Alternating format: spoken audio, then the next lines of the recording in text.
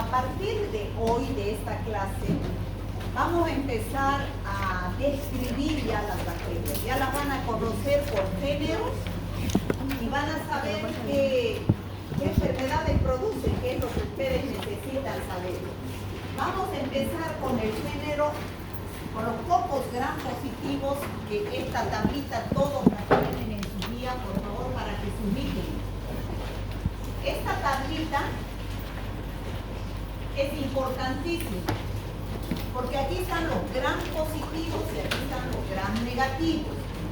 Azul, violeta y rojo, ¿no? Los gram negativos. Ahora, ustedes se van a guiar en esta tablita para ver nuestro avance. Hoy día nos toca la unidad 4. Entonces vamos a empezar por los pocos gram positivos. Cada clase vamos a avanzar un género. Ahora vamos a avanzar el género Staphylococcus. La próxima clase el género Streptococcus. Ustedes saben, hemos avanzado eso. Primero es una familia. Una familia tiene varios géneros. Y los géneros tienen varias especies. Entonces, hoy día vamos a avanzar la familia Micropocaceae, se llama.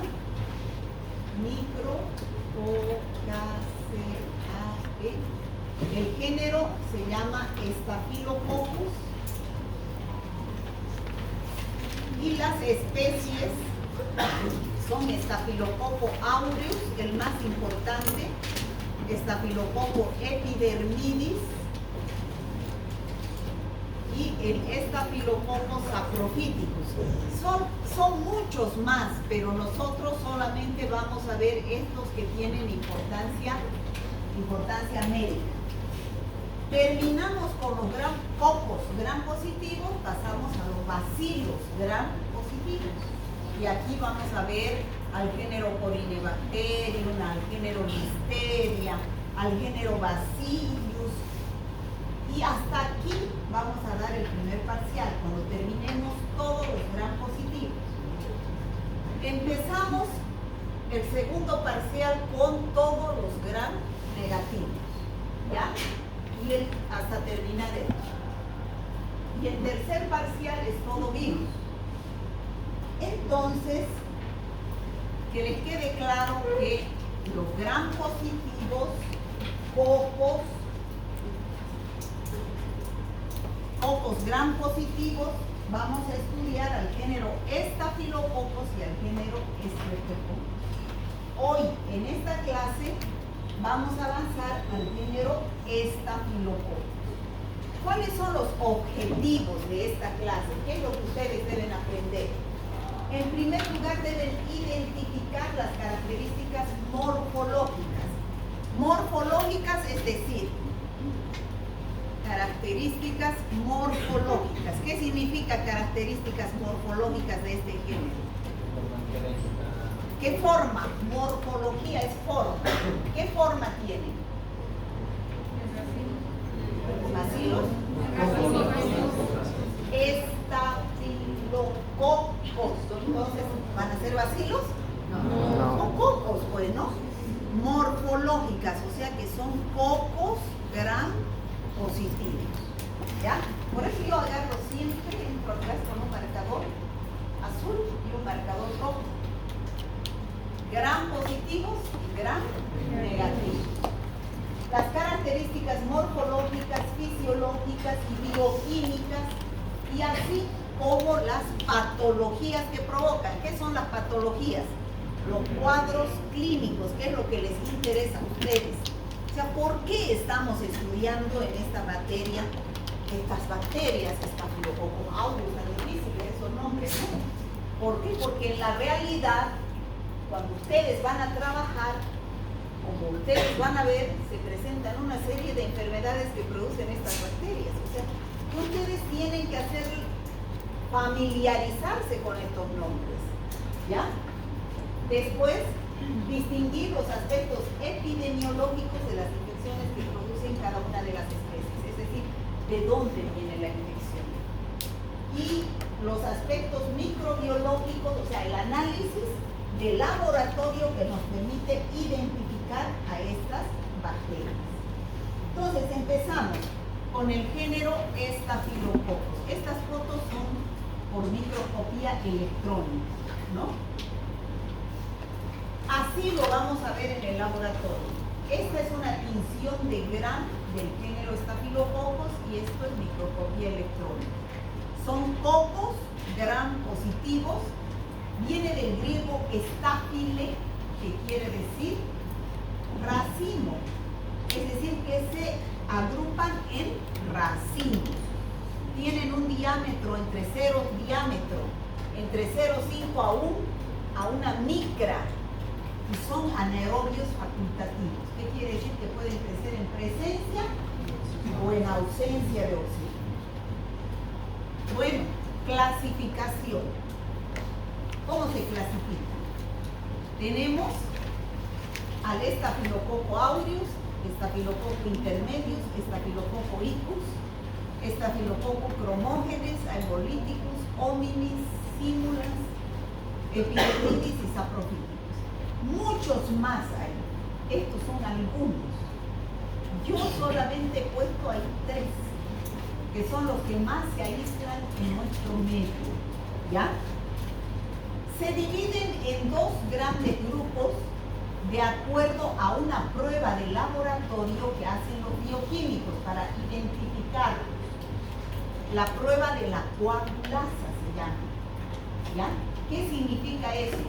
Que en el laboratorio se les da un tubito, no a ustedes no van a identificar.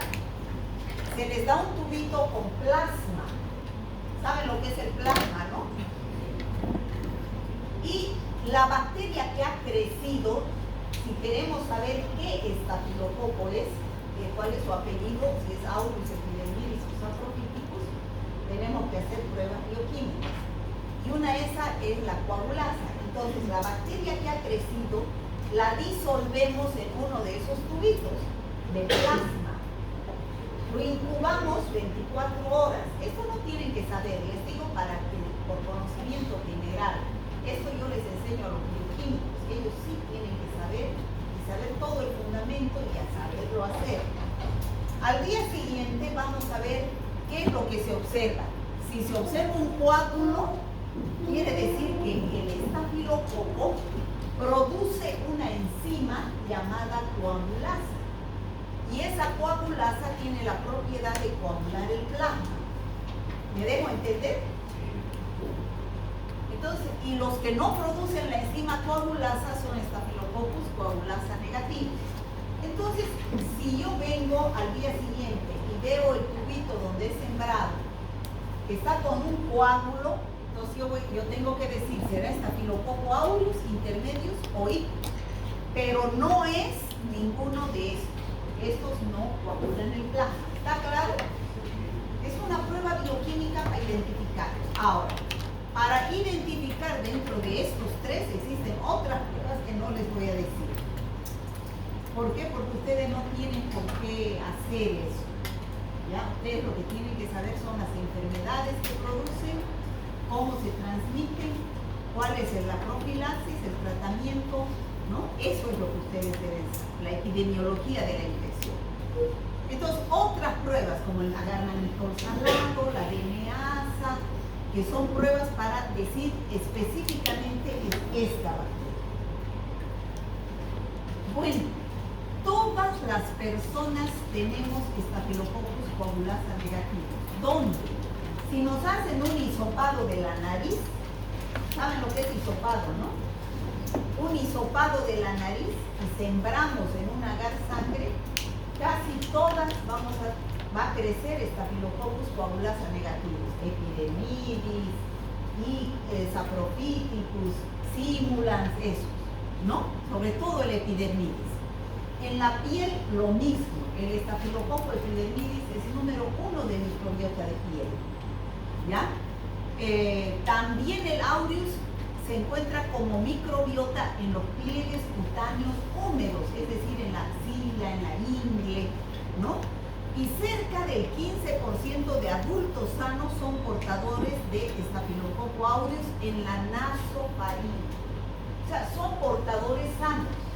Pero ¿qué pasa, por ejemplo, si ustedes médicos son portadores de Staphylococcus aureus en la nariz y van y atienden a un paciente inmunodeprimido en una sala de terapia intensiva y le echan el estornudo ahí dentro del paciente? ¿Qué va a suceder? A ustedes no les pasa nada, porque ustedes están colonizados con la bacteria. Pero ¿qué puede pasar con el paciente? Se puede enfermar con una bacteria que para ustedes es inocua, pero el paciente sí, porque es inmunodeprimido. Ya todo depende del estado del huésped y de la bacteria para que se produzca una infección. Pero que les quede claro que sí se encuentra esta bacteria como parte de nuestra microbiota. ¿Qué más? Sin embargo, las bacterias del género Staphylococcus conforman un importante grupo de patógenos. O sea, como médicos, ¿qué les interesa a ustedes? Saber qué infecciones, por qué estoy aprendiendo género Staphylococcus aquí. Porque produce un importante número de infecciones de piel. Casi todas las infecciones donde ustedes van a ver que se forma pus, ¿saben lo que es pus, no? ¿Todo el mundo sabe lo que es pus? Donde vean una herida que hay pus, ahí está presente un Staphylococcus aureus, sobre todo. También producen infecciones de los huesos, las osteomelitis se llaman, en el aparato genitourinario y, lo más importante, infecciones oportunistas, ¿no? Como endocarditis, bacteremias, sepsis. Bueno, aquí tenemos a los 3 estafilococos de importancia médica, que son el Staphylococcus aureus, que es el patógeno por excelencia. El más grave es el Staphylococcus aureus. ¿Y de dónde viene el término aureus? De oro. ¿Por qué? Porque al crecer en el agar sangre puede producir una pigmentación amarillenta, ¿no? Amarillenta, parecida de dorado, aureus. Staphylococcus epidermidis y saprophyticus son oportunistas. Ya ustedes saben qué quiere decir oportunista. Que son parte de nuestra microbiota. Pero cuando bajan las defensas, se aprovechan de la oportunidad para producir infecciones. ¿Eso es, no es cierto? ¿O no es? Sí. Ya. Entonces, epidermidis viene porque es importante microbiota de la porción externa de la piel. Y saprophyticus es oportunista. ¿Qué quiere decir? Viene de sapros, que quiere decir pútrido, y fito, planta. O sea, es un saprófito que se desarrolla en los tejidos. Tienen cápsula que las protege, tienen pared celular, que hemos dicho que en su mayoría los gram positivos es péptido glicano, ¿no? Y ácidos teicóicos en una pequeña proporción. Entonces vamos a pasar a describir cada uno de estos, empezando por el más grave, que es el Staphylococcus aureus. ¿Ya? Este Staphylococcus aureus, debido a qué produce las infecciones que vamos a citar a continuación. Ya hemos dicho que tiene una cápsula. ¿Y cuál es la función de la cápsula? Es como una coraza que lo protege de los macrófagos, ¿no? No deja fagocitarse. El péptido glicano que tiene en su pared celular le da estabilidad osmótica para que no se lise. Y tiene una proteína A que inhibe la eliminación mediada por anticuerpos, o sea, para luchar contra los anticuerpos. Eso tiene en su estructura, por eso produce enfermedades, pero también produce toxinas y enzimas, que son dañinas para nuestro organismo. ¿Qué toxinas? Hay citotoxinas, hay la toxina exfoliativa, que vamos a ver es la que produce el síndrome de la piel escaldada, que vamos a ver fotos después, enterotoxinas que producen diarreas, la toxina 1 del síndrome de shock tóxico, que produce la enfermedad del síndrome de shock tóxico, las enzimas, ya hemos dicho, coagulasa, los coagulasa positivos, que convierten el fibrinógeno en fibrina, por eso se ve el coágulo en el plasma, producen otra enzima catalasa, hialuronidasa, fibrinolisina, toxinas que actúan sobre los tejidos, ¿ya? Entonces, esos son los mecanismos por los cuales estas bacterias tienen virulencia, producen su acción patógena. ¿Qué cuadros clínicos producen? Ustedes se van a dar cuenta que al empezar a describir cada una de estas enfermedades que producen todo el organismo humano, produce infecciones de piel, infecciones de mucosas, infecciones generales, generalizadas, una serie de infecciones en el organismo, se van a dar cuenta que muchas de esas ustedes las conocen.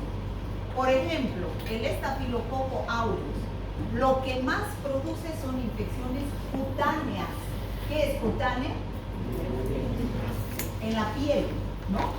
Tejido celular subcutáneo, piel, epidermis, dermis, tejido celular subcutáneo, músculo, dependiendo de la localización y la profundidad. ¿Cuáles son las infecciones que produce? Ahorita vamos a ver la foliculitis, que es la inflamación del folículo piloso. ¿Sabe lo que es folículo piloso? Donde nace un vello, se produce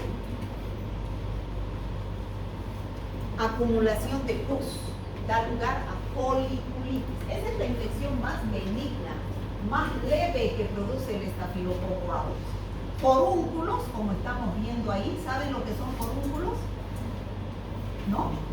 ¿No ven la foto? Es un absceso que se llama comúnmente fuchichi, pero ustedes ya no van a decir fuchichi, van a decir o absceso o forúnculo, que es una tumoración llena de pus, dolorosísima, ¿no? Que hay que drenar para curar. Impétigo, esa es otra infección que produce muy común, que ustedes lo van a ver en los niños, y infecciones de heridas. Hasta las heridas se infectan cuando no están bien realizadas la asepsia. Se infectan y sale pus, hasta las heridas de una cirugía, ¿ya? Después produce su acción, esta es por acción directa, produce artritis, son ya más graves, infección en las articulaciones, a nivel de la sangre va a producir bacteremias, endocarditis a nivel del corazón, osteomielitis a nivel del hueso, neumonía a nivel de los pulmones. Eso es por acción directa, o sea, por acción directa de la bacteria. O sea, aquí tenemos el organismo humano, por acción directa, la bacteria ingresa directamente y produce esos cuadros. Pero también puede ser por acción indirecta. Tenemos la bacteria y entonces esta bacteria produce sus toxinas. Entonces, yo me como un alimento que tiene toxinas de estafilococo aureus y me puede producir un cuadro gastrointestinal, náuseas, vómitos y diarrea. O sea, una intoxicación alimentaria. ¿Se entiende? Es por acción indirecta de sus toxinas, no de la bacteria misma, sino la bacteria produce toxinas y esa toxina es la que produce el cuadro diarreico. El síndrome de la piel escaldada, toxina exfoliativa que vamos a ver, y el síndrome del shock tóxico que dijimos anteriormente. Ahí están los cuadros que se producen como consecuencia indirecta que produce el estafilococo aureus. Vamos a citar cada uno. Por ejemplo, intoxicación alimentaria. Como les decía, yo me como un alimento, todos tenemos estafilococo aureus en las manos, la mayoría de las personas. Si no nos lavamos las manos y preparamos un alimento, por ejemplo una torta, contaminamos esa torta, su crema de leche, contaminamos con estafilococo aureus. Y esa torta no la refrigeramos, la dejamos afuera, su crema de leche. Ese estafilococo aureus va a producir toxinas. Y yo me como esa torta con toxinas de estafilococo aureus. A las 2 a 6 horas voy a tener náuseas, vómitos y diarrea. ¿Ya? Entonces, al ingerir alimentos con la toxina, ¿Qué otras cosas se pueden contaminar con Staphylococcus aureus? Cualquier alimento. O sea, los manipuladores de alimentos son los que tienen al Staphylococcus aureus en las manos. Y si no se lavan, contaminan los alimentos. Por ejemplo, los embutidos, la mortadela, el jamón, los chorizos se pueden infectar y produce toxinas. Y esas toxinas son termoestables, dice que no se destruyen con el calor, ni siquiera al cocer, ¿no? Y va a dar vómitos intensos, diarrea y cólicos que duran 24 horas. Entonces, este es un cuadro indirecto producido por la enterotoxina. ¿Qué se llama? ¿Qué es entero? ¿Qué quiere decir entero? Entero es intestino, no es completo, sino intestino. Ya. Enterotoxina, toxina para el intestino. Entonces, es debido, ¿cuál es el factor de virulencia para una intoxicación alimentaria por Staphylococcus aureus? ¿Qué me van a decir? La enterotoxina. Otra patología es el síndrome de la piel escaldada, que mejor está aquí, se ve. Es en los bebés lactantes, que se contaminan de Staphylococcus aureus, y ese Staphylococcus aureus produce una toxina llamada toxina exfoliativa. Esa toxina exfoliativa produce este síndrome de la piel escaldada, donde se va saliendo la piel del bebé. ¿Ya? Es debido a una toxina, es un cuadro indirecto. Y por último tenemos el síndrome del shock tóxico. Esto es debido a la toxina 1 del síndrome del shock tóxico, que es una intoxicación gravísima, severa, donde hay daño generalizado del organismo humano, se produce hipotensión y un exantema, es decir, sale grano por todo el cuerpo y elevada mortalidad. Se pueden morir los pacientes si no se realiza un tratamiento adecuado. Entonces, estos son los 3 cuadros que se producen de manera indirecta a través de las diversas toxinas de Staphylococcus aureus. Indirecta. Intoxicación alimentaria, enterotoxinas, síndrome de la piel escaldada, toxina exfoliativa, y el síndrome del shock tóxico, la toxina 1 del síndrome del shock tóxico, ¿no? Ahí está, y ahí está la enterotoxina, donde no comemos alimentos con estafilococcus y estos producen su toxina, y esa toxina es la que produce el cuadro, ¿no?, de náuseas, vómitos, diarreas. Pero cuando hay este cuadro no se toma antibióticos, no se toma antibióticos, porque ¿qué va a hacer el antibiótico? Ya ustedes ya se saben. Destruye la microbiota, y al destruir la microbiota más bien se empeora el cuadro. Entonces, ¿qué hay que hacer? El tratamiento es sintomático. ¿Qué es sintomático? Se tratan los síntomas que se presentan. Si el paciente tiene vómitos, entonces ahí hay que dar un antiemético. Si el paciente tiene diarrea, se va a deshidratar, hay que hidratarlo. Si tiene cólicos, un antiespasmódico. Se resuelve rápidamente en 24 horas, ¿ya? No se da antibiótico.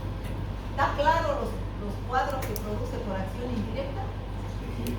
Entonces, ya saben que el Staphylococcus aureus puede producir esos cuadros. Ahora, por acción directa, infecciones supurativas, significa que producen pus. La más simple, como les decía, es la foliculitis. ¿Qué es la foliculitis? Fíjense acá, donde nace un pelo, hay un puntito de pus, ¿lo ven?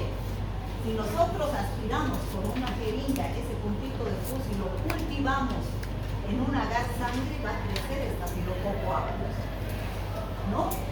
Ahora, estos son los forúnculos o abscesos, que son grandes nódulos llenos de pus y muy dolorosos.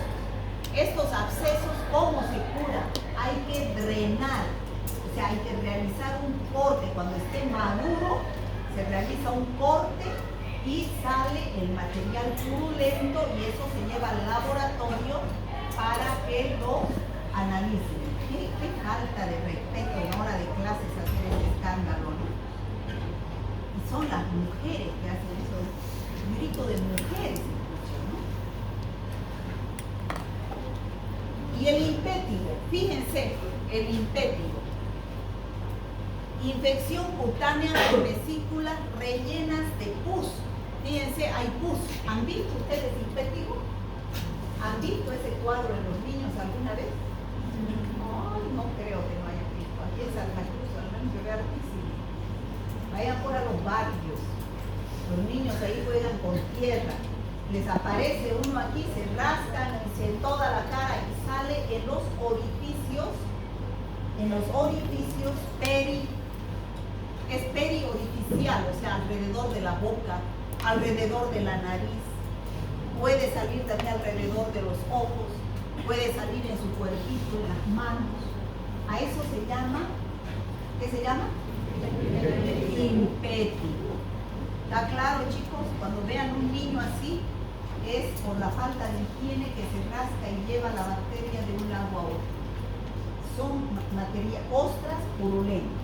Este es un absceso, ¿ya? Ese es un absceso cerrado. Eso hay que esperar que madure, realizar ahí y se drena.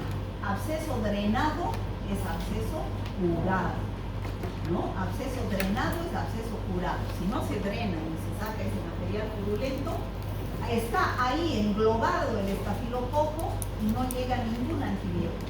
Hay que drenar ese absceso. Miren, en el impético, por ejemplo, tiene que haber una puerta de entrada, tiene que haber una microherida para que pueda ingresar la bacteria. A ver, joven, ¿usted es mi alumno?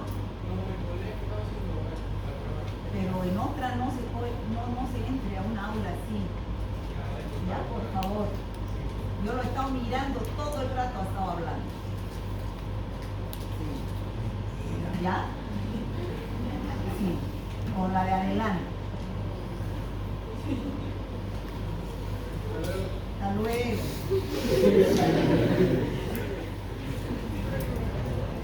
Bueno, entonces este es el impético, chicos.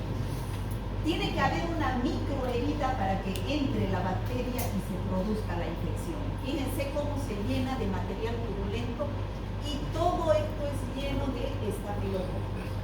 Ya, el impético es en la parte de la dermis y la epidermis. Este es el absceso, pero se llama carbunco estafilocócico cuando son varios abscesos. Aquí hay 1, 2, 3 que se juntan, ¿no? Eso es carbunco estafilocócico o antrax estafilocócico también se llama. Eso sale generalmente en la espalda o en el cuello, son varios abscesos. Antrax o carbunco estafilocócico.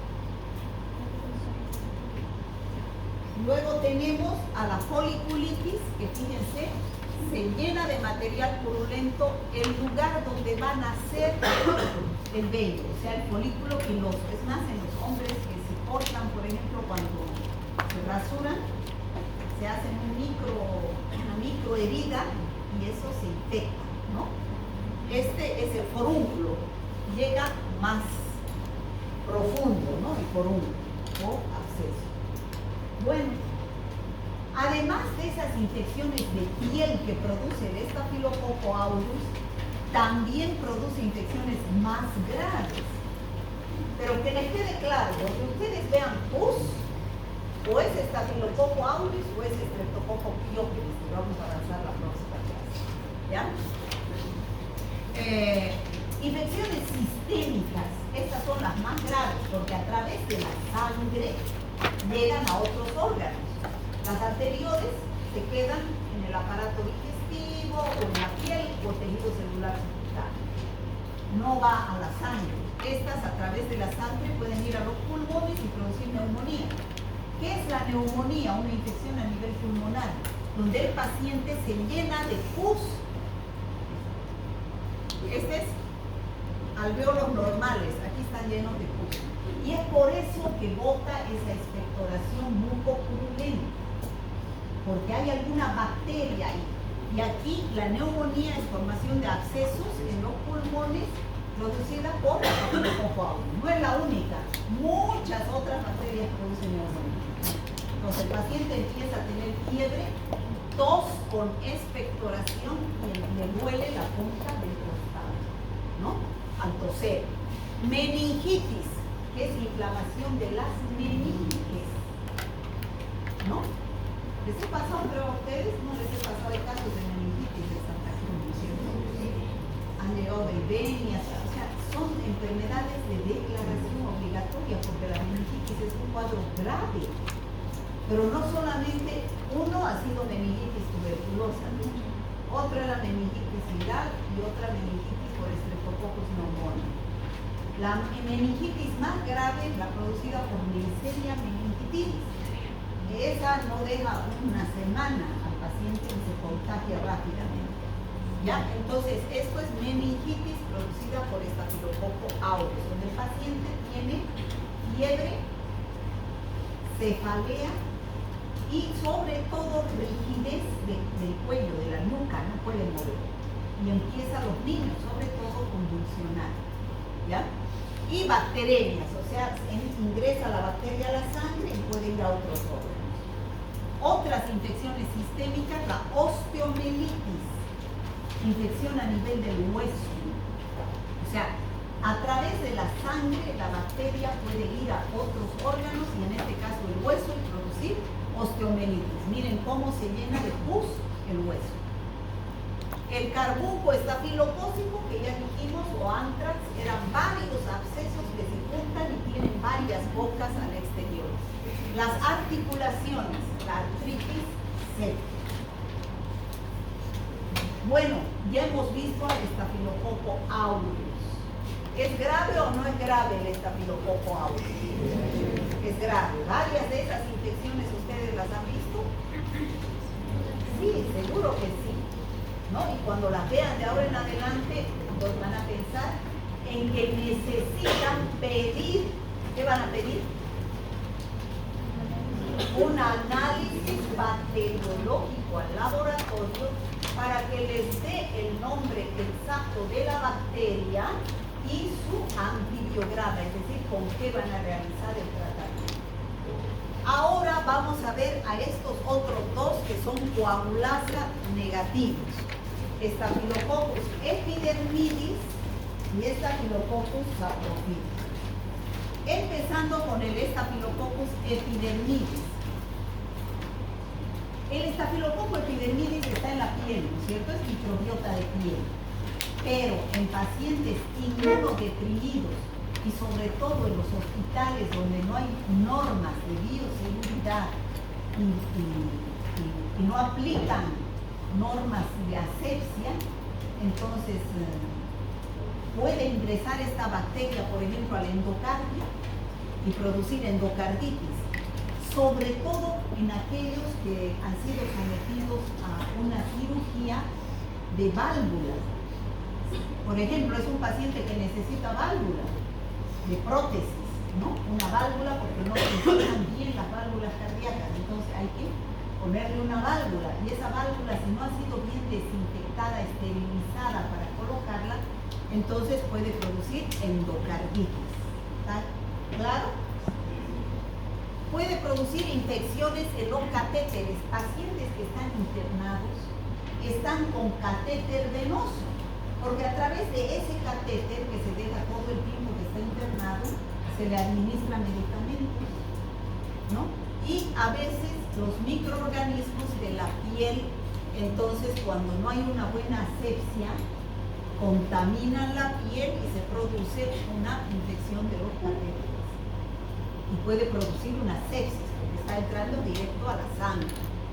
Y infecciones del aparato genitourinario, sobre todo en quienes, en los pacientes varones mayores que se someten a cirugías. Por ejemplo, la mayoría de los viejitos se someten a una cirugía de próstata. Entonces hay que colocarle una sonda urinaria porque no pueden ya orinar. Y esa sonda, ¿conocen lo que es la sonda? Esa sonda hay que tener mucho cuidado al colocarla. Normas de asepsia y antisepsia. Lavado de manos, guantes, para no arrastrar los gérmenes de afuera hacia la vejiga.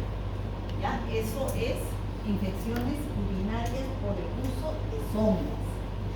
Infección de la herida quirúrgica, por ejemplo, se realiza una cirugía de apéndice, que no es una cirugía sucia, es una cirugía limpia, no hay por qué tener contaminación, a no ser que sea peritonitis, ¿no?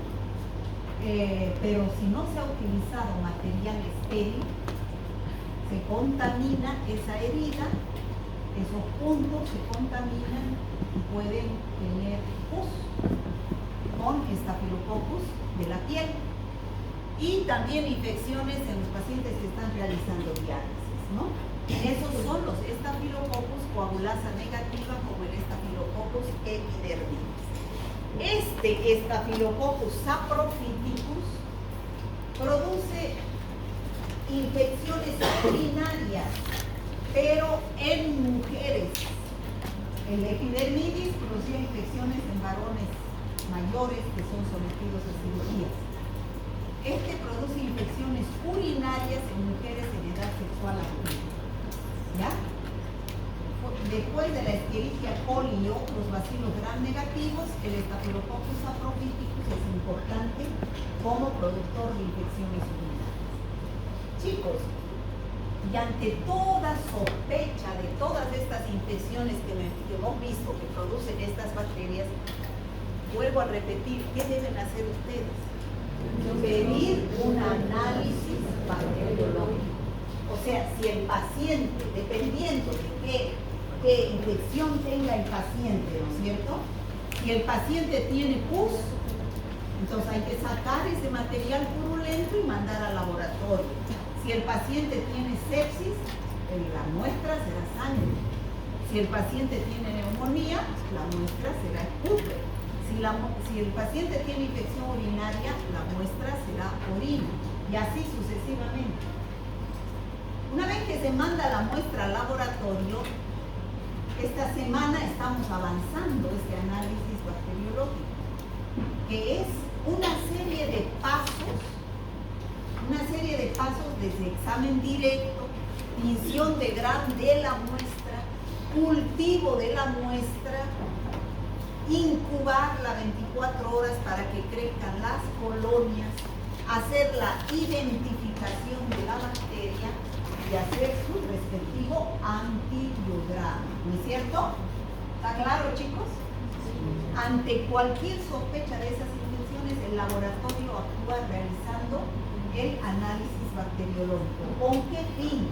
Para decirles a ustedes, doctor, su paciente tiene un absceso donde se ha aislado Staphylococcus aureus y es sensible a ceftriaxona, ceftazidima y es resistente a penicilina, por ejemplo. Pues ya saben que no deben usar penicilina.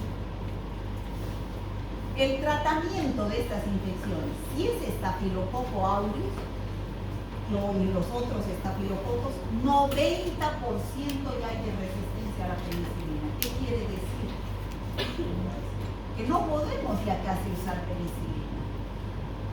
¿Por qué? Porque estas bacterias producen una enzima. Esa enzima que se llama beta-lactamasa o penicilinasa. ¿Han escuchado? Bueno, están escuchando. La bacteria que me está produciendo el absceso, por ejemplo, no puede usar penicilina si produce la enzima beta-lactamasa o penicilinasa. ¿Qué hace esa penicilinasa? Destruye a la penicilina y entonces la hace inactiva y eso hace que sea resistente a la penicilina. 90% ya hay de resistencia, si no más. Entonces, después de la penicilina, al ver que había tanta resistencia a la penicilina, los laboratorios farmacéuticos crearon las penicilinas semisintéticas, porque la penicilina es una penicilina natural, ha crecido del hongo Penicillium notatum. No sé si recuerdan cómo se descubrió la penicilina. ¿Saben eso o no? Fue un accidente. Alexander Fleming fue el que descubrió la penicilina. ¿Cómo? Él cultivaba sus hongos. Cultivaba hongos en sus casas. Pero en una de esas, al cultivar sus hongos, al día siguiente va y ve que los hongos no crecían alrededor de una colonia, de otra colonia. No crecían los hongos. Entonces digo, aquí se me ha contaminado mi cultivo de hongos con un microorganismo que está inhibiendo el desarrollo de mis hongos. ¿Qué es? Entonces, ¿qué hizo los hongos Penicillium notatum? Extrajeron la penicilina, ¿no? Y de ahí vieron que era el antibiótico que destruía las bacterias.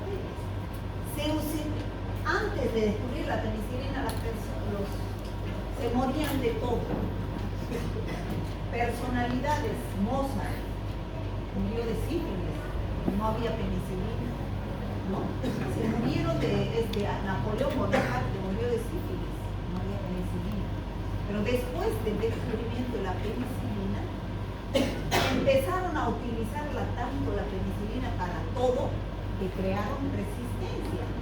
Empezó a producir su enzima beta-lactamasa. Y entonces los laboratorios crearon las penicilinas semisintéticas. ¿Qué quiere decir? Que no son la penicilina natural de Fleming, sino empezaron a crear en el laboratorio. Y ahí está la oxacilina, netimicina, está la flucloxacilina, la cloxacilina, ¿no? La nafcilina. Entonces, pero ahorita ya hay un 30-50% ya de resistencia a esas nuevas penicilinas. A esas que producen resistencia a las penicilinas semisintéticas se las llama MRSA. ¿Qué significa? Staphylococcus aureus resistente a la meticilina, pero la meticilina representa a todos los metalactámicos. Bueno, todavía ustedes no han estudiado antibióticos. No sé si la próxima semana vamos a hacer antibióticos o vamos a hacer el análisis bacteriológico. Eso lo voy a ver bien. Entonces, cuando el laboratorio les informa, se aísla en su paciente una cepa de Staphylococcus aureus, pero es MRSA. Entonces, ustedes no pueden dar ningún beta-lactato, ninguna penicilina, ninguna cefalosporina, ningún carbapenem, ningún antibiótico que tenga el anillo beta-lactato. Eso ustedes van a saber en esta materia. Entonces, ¿qué se da? Otros antibióticos de otros grupos, eritromicina, clindamicina o aminoglucósidos. En el caso de que sean los abscesos, ya les he dicho, tratamiento quirúrgico, ¿qué significa? Absceso drenado es absceso curado, que hay que drenar ese absceso. Bueno, ¿está claro género Staphylococcus? A ver, vamos. La morfología del género Staphylococcus, ¿cómo es? Son cocos, y en la tinción de Gram se observan como Gram positivos. ¿Cuáles son las especies del género Staphylococcus patógenas? Aureus por excelencia, ¿no? Y las oportunistas, Lepidopteris, Saprophilus y otros más. ¿Cuáles son las principales toxinas?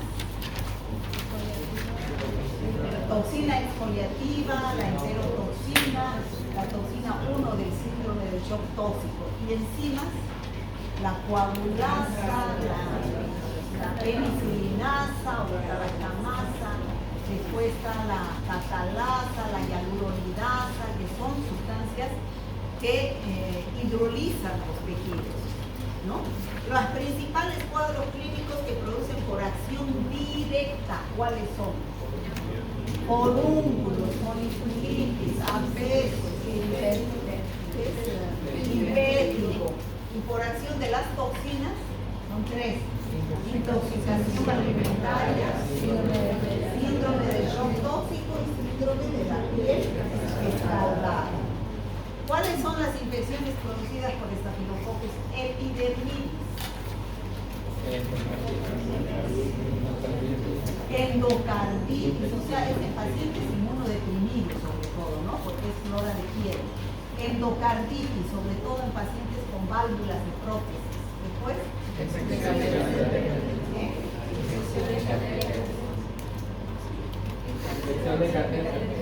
infección de las heridas, infección por catéteres. Después, infecciones urinarias en pacientes con sondas, ¿no? Y infecciones producidas por Staphylococcus aprotíficus, infecciones urinarias en mujeres en edad sexual activa. El tratamiento a seguir en infecciones producidas por el género Staphylococcus, ¿cuál es? Hay que hacer análisis bacteriológico, hay que hacer antibiograma. ¿Por qué? Porque el 90% de las cepas ya son resistentes a la penicilina. ¿Por qué? ¿Cuál es el mecanismo de acción de que les da resistencia a la penicilina? Porque la bacteria, o sea, no se van a olvidar, chicos, que tenemos una bacteria y tenemos un antibiótico, ¿no es cierto? ¿Qué hace el antibiótico? Destruye a la bacteria o inhibe su crecimiento. Y esa bacteria está dentro del ser humano produciendo una enfermedad. Entonces, ¿qué es lo que sucede cuando la bacteria produce su enzima penicilinasa o beta-lactamasa?